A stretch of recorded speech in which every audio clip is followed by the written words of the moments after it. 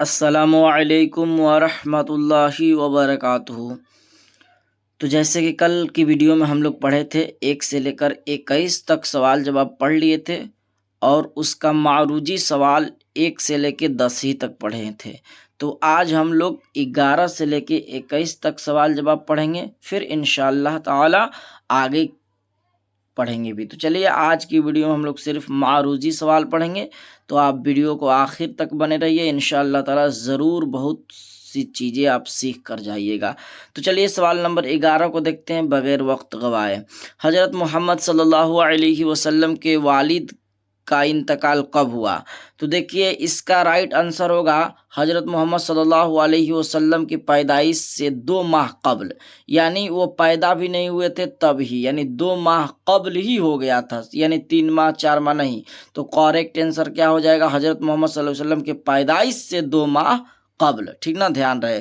चलिए सवाल नंबर 12 देखते हैं। हज़रत मोहम्मद सल्लल्लाहु अलैहि वसल्लम के बारे में कहा करते थे कि मेरी माँ के बाद माँ है, यानी कहा करते थे कि मेरी माँ के भी बाद माँ है, उनका नाम क्या है?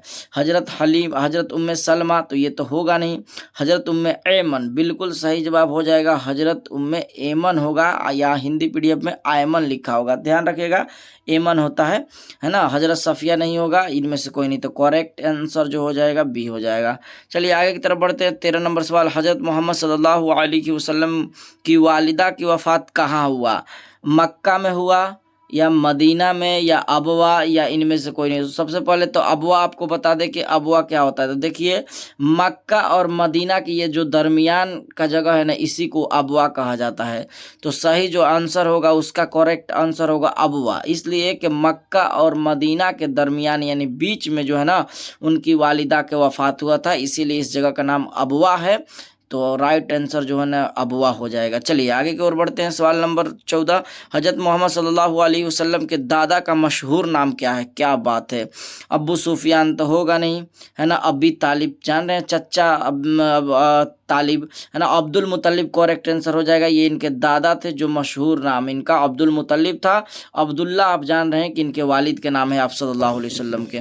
चलिए हज़रत मोहम्मद सल्लल्लाहु अलैहि वसल्लम की पैदाइश के हज़रत मोहम्मद सल्लल्लाहु अलैहि वसल्लम के किस फूफी ने इस्लाम कबूल किया था? तो आपको बताए थे कि उनकी 6 फूफियाँ थी, लेकिन जो कबूल की थी इस्लाम उनका नाम था हज़रत सफ़िया।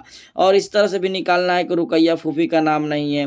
हज़रत ऐमन कौन थी देख लिए, कोई नहीं तो होगा नहीं, तो इस तरह से भी निकाल सकते हैं, ठीक ना। चलिए आगे को और बढ़ते हैं। सवाल नंबर 16, हज़रत मोहम्मद सल्लल्लाहु अलैहि वसल्लम की किस तारीख में पैदा हुए? तो देखिए आप देखिएगा तो कहीं 9 रबी अव्वल मिलेगा, कहीं 12 रबी अव्वल भी मिलेगा, है ना। लेकिन यहाँ हम इसलिए उसको नहीं लिखकर सीधे लिखे 571 ईस्वी, 671 ईस्वी, 633, इनमें से कोई नहीं। तो करेक्ट जो आंसर होगा वो करेक्ट आंसर होगा 571, यानी ये सीरतुन नबी का जब मुताला कीजिएगा तब आपको इसमें यही मिलेगा 571 ईस्वी। सामान्य ज्ञान वगैरह पढ़ेंगे, यानी तारीख यानी हिस्ट्री पढ़ेंगे जब लूसेंट वगैरह, तो उसमें 570 दिया रहता है। तो हालांकि एग्जाम में ये सब आपको ध्यान रखना है, तो ये इस तरह का आंसर दिया जाए तो आप क्या करेंगे उस वक्त समझ लीजिएगा, ठीक है। तो करेक्ट आंसर जो 571 होगा, और 633 आप जान रहे हैं कि इनका इंतकाल है। चलिए आगे बढ़ते हैं। हज़रत मोहम्मद सल्लल्लाहु अलैहि वसल्लम के वालिद का नाम क्या है? तो वालिद का नाम अबी तालिब जान रहे हैं क्या है? हज़रत हमज़ा नहीं, हज़रत अब्दुल्ला, बिल्कुल करेक्ट आंसर अभी बताएं भी कि हज़रत अब्दुल्ला, यानी अब्दुल्ला हो जाएगा। हज़रत मोहम्मद सल्लल्लाहु अलैहि वसल्लम ने नानी का नाम क्या था, यानी उनकी नानी का नाम? तो देखिए हलीमा तो आप जान रहे हैं क्या हो जाएंगी, खदीजा भी जान रहे हैं बीबी का नाम हो जाएगा, है ना। बर्राह, ये सही जवाब हो जाएगा बर्राह। उम्मे ऐमन नहीं होगा, करेक्ट आंसर सी हो जाएगा। चलिए आगे की तरफ बढ़ते हैं। हज़रत मोहम्मद सल्लल्लाहु अलैहि वसल्लम की वालिदा का इंतकाल कब हुआ? तो वालिदा का इंतकाल कब हुआ भाई? तो हज़रत मोहम्मद सल्लल्लाहु अलैहि वसल्लम की जब उम्र 5 साल के थे या 6 साल के थे। तो देखिए आप सल्लल्लाहु अलैहि वसल्लम जब 6 साल के हुए तब इनका जो है ना वालिदा का इंतकाल हो गया। यानी देखिए कि वालिद साहब तो 2 माह कब्ल ही, और वालिदा कब? तो वालिदा 6 साल बाद। तो ये सही जवाब इसका आंसर बी हो जाएगा, ठीक ना।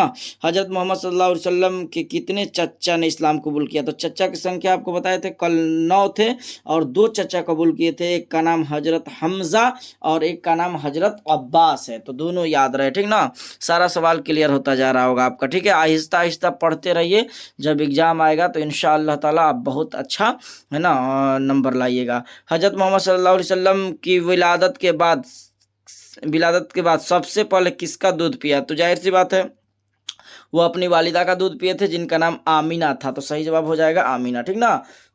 दूध पिलाने में तो आप देख रहे हैं हलीमा भी है, माँ के बाद माँ कहने वाली उम्मे ऐमन भी है, लेकिन जो सबसे पहले माँ, इसका आंसर इस तरह से याद रखिएगा भाई, जब से जो जिस माँ से भाई पैदा हुए उस सबसे पहले दूध उसी का पियेंगे, तो सही आंसर हो जाएगा ना, हजरत आमना हो जाएगा ना, हजरत आमीना। तो चलिए ये रहा आज की वीडियो, ऑब्जेक्टिव है, इसी तरह से हम लोग पढ़ते रहेंगे आगे की तरफ।